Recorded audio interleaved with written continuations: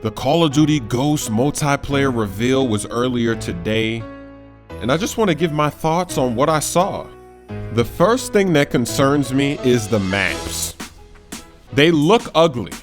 They really do. The colors are terrible, and even the map design doesn't really look that interesting. So a lot of the clips that we saw, we didn't get to see the entire map, but then we did get to watch that one game where the pros and the guys from the Marines were going at it, and that was a full game, so we got to see that map. I guess it was okay, but it just didn't look like it was anything special. The dynamic maps are pretty interesting though. It looks like they didn't go the Battlefield route where you can destroy anything on the environment, but there will be maybe like 1 or 2 spots on each map that you can blow up and destroy. So that should make it interesting. That should spice up some of the maps a little bit.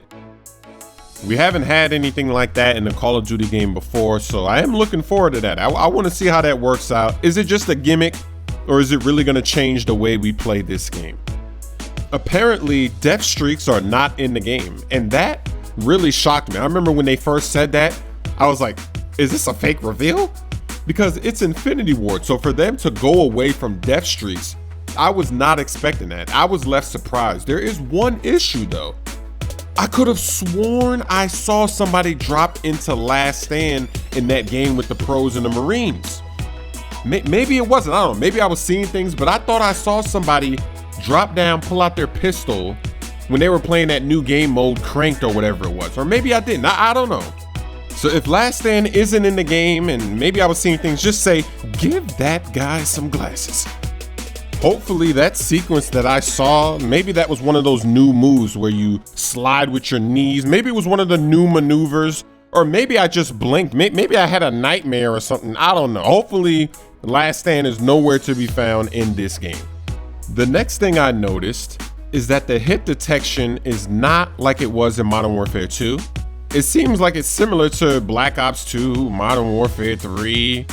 And one thing that concerns me is that every time that guy jumped over something, he never got hit with a bullet. He was always able to kill whoever was on his screen. Did you notice that when they were showing all the things that you could hop over? You know, maybe they were just doing that for demonstration purposes. Hopefully when you're hopping over things, you're not invincible for a second, because that's the feeling that I was getting. It felt like the reason why he didn't get hit was because that was one of those invincibility 1 or 2 seconds you have when you do a certain maneuver in the game. Kind of like when you used to go down into Last Stand, you know how you'd have that 1 or 2 seconds where you couldn't be hit? The kill streak setup is going back to the format that it was in Modern Warfare 3, where you have the assault package, the support package, and the specialist package. Now the guy said that the support package, they took out a lot of the assaulting things from that category. So that means there shouldn't be the no skill multi-kill, there should be no stealth bomber. There should be nothing like that in there. Instead, there's gonna be stuff like UAVs and counter UAVs. Hopefully there's no EMP.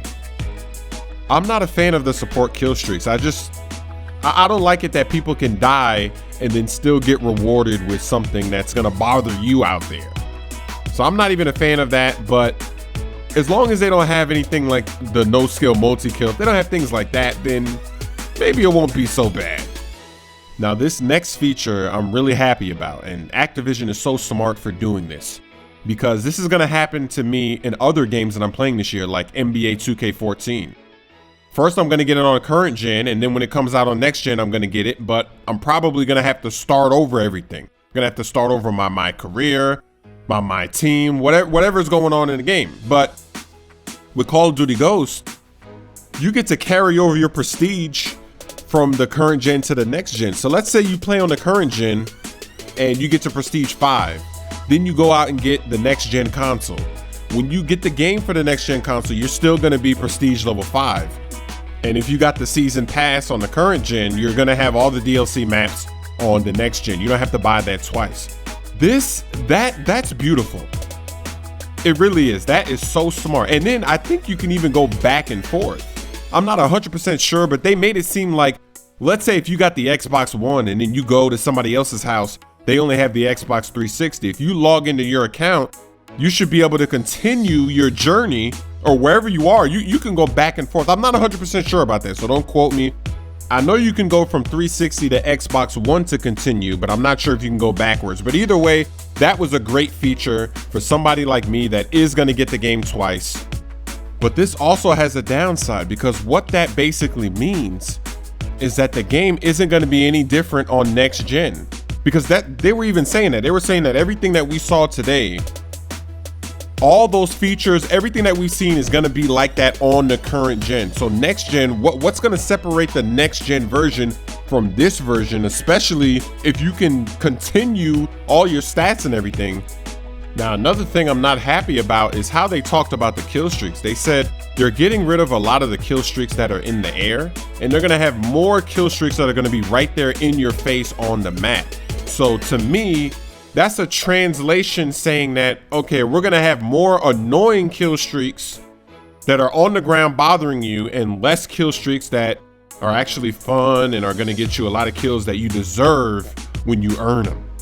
Who knows how this is going to work, but they even said the UAV, it's not a kill streak in the air anymore. You have to put it down on the ground. Oh boy. Another feature that grabbed my attention is how the AI, your teammates, they're gonna call out people for you. So as you're moving around on the map, if you got a teammate somewhere, he's gonna say, hey, there's a guy in that building. They're just gonna automatically call it out for you, so you don't even have to communicate with them anymore.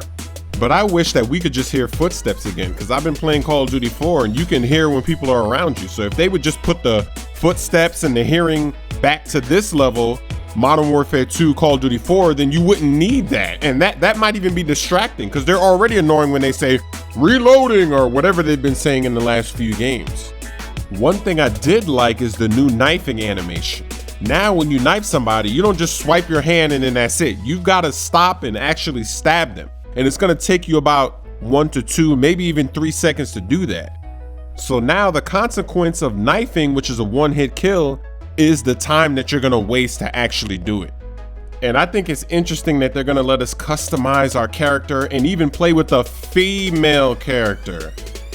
There's going to be a lot of teabagging going on this November.